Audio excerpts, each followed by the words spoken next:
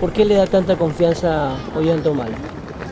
Como militar ha estado en costa, sierra y selva, conoce el Perú profundo. Y además de eso, él tiene que ser consciente de que es elegido por los provincianos, que tanto esperamos un cambio.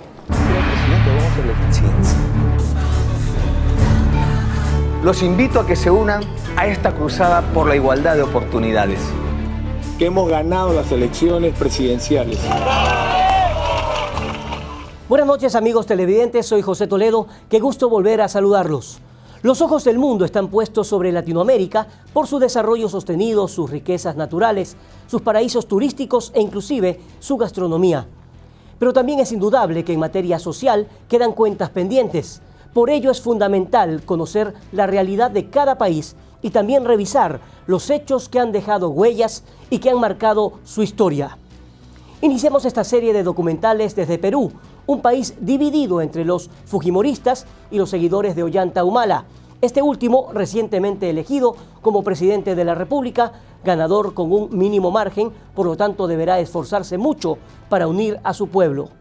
Durante los próximos 60 minutos conoceremos algunos aspectos del país que hereda Ollanta Humala. Presento al fujimorismo, al gobierno. Los invito.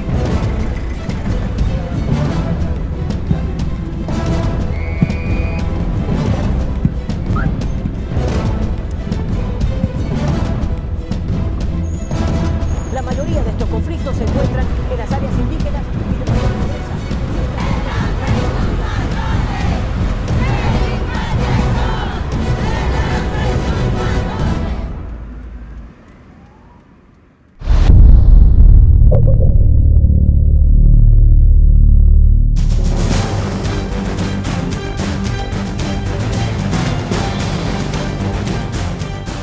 Felipe Sedano es un militar retirado en el Perú. Él afirma que la pobreza continúa, sin embargo, tiene la esperanza de recibir un mejor trato del nuevo gobierno. ¿Qué cambio? ¿Hacia dónde? El cambio, por ejemplo, actualmente, la economía llega al gobierno nacional peruano de turno, al Parlamento Nacional peruano de turno, al gobierno regional peruano de turno, a los gobiernos locales peruanos de turno, pero no llega al bolsillo de la población. Hay mucha pobreza en Perú. Definitivamente, eso es lo que nos preocupa inmensamente, porque dice que acá sobra la plata. Cierto, pero en el bolsillo de las autoridades del Perú y no en la población.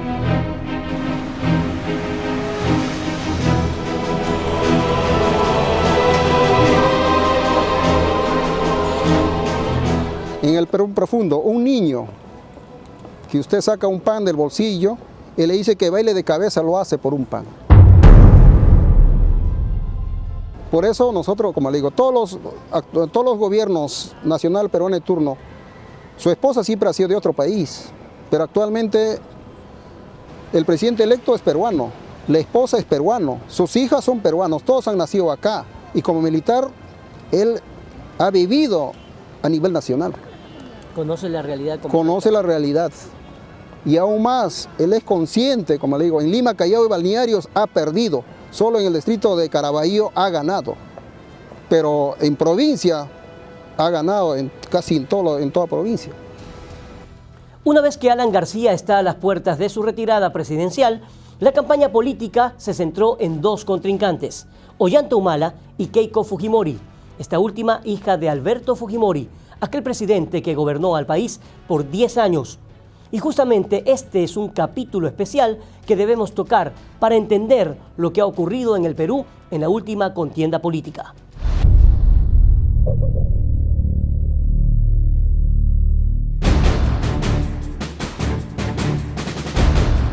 Señor, estoy conforme. ¡Viva la paz! ¡Viva el Perú!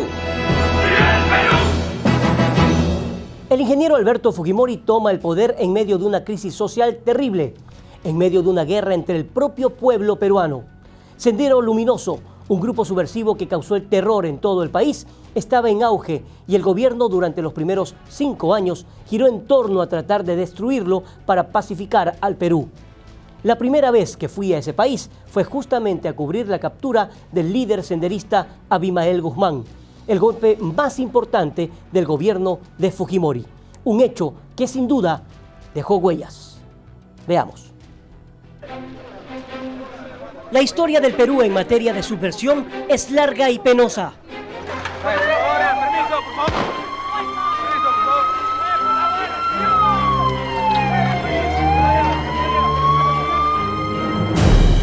Estas son muestras de la violencia y de una guerra del pueblo contra el pueblo. Sendero Luminoso, liderado por Abimael Guzmán, sembró el terror y dolor en todo el país. Más de 30.000 muertos en 12 años de lucha encarnizada.